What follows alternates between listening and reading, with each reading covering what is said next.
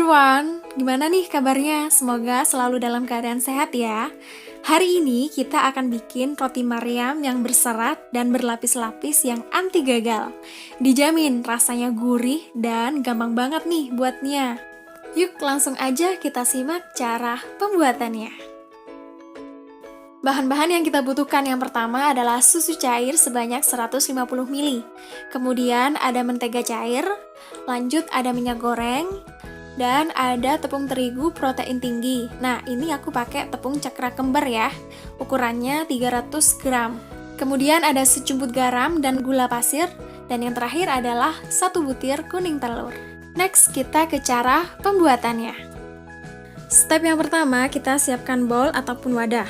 Kemudian masukkan tepung terigu sebanyak 300 gram ke dalam wadah tersebut.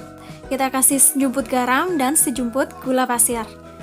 Lalu kita aduk sampai semuanya merata.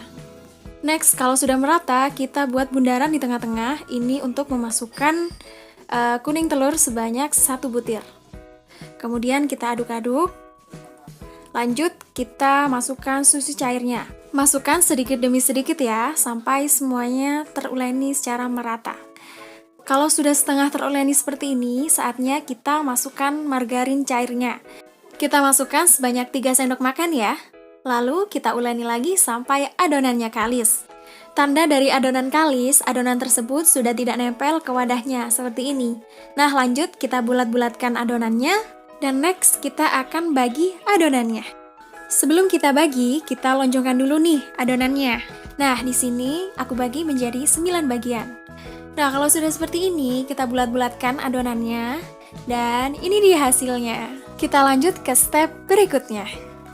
Kita lumuri adonannya dengan minyak goreng. Ini tujuannya agar adonannya bisa berlapis-lapis.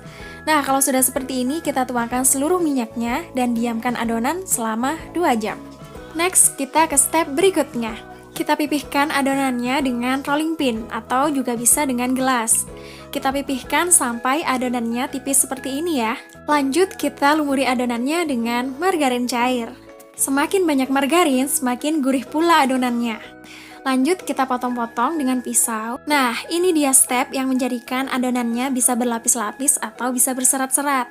Lanjut kita gulung-gulung, kemudian kita putar berlawanan. Lanjut kita gulung jadi satu. Nah, ini dia adonannya. Next, aku mau bikin roti Maryam yang isian keju nih.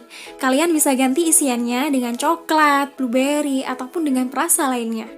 Nah, ini dia kejunya, aku taburkan ke atasnya. Kemudian ke step potong-memotong. Nah, stepnya sama ya dengan yang pertama, hanya saja ini ditambah dengan keju sebelum kita memotongnya. Nah, ini dia hasilnya. Lanjut kita pipihkan sedikit dengan tangan. Nah, kalau sudah pipih seperti ini, lanjut kita panggang dengan teflon. Kalau teman-teman ingin memasukkannya ke dalam freezer, manggangnya setengah matang aja ya. Nah, nanti dipanaskan lagi ketika akan disantap. Nah, ini dia roti Maryam yang berserat-serat anti gagal. Mudah kan buatnya? Dijamin rasanya enak dan gurih. Selamat mencoba, semoga resep ini bermanfaat ya.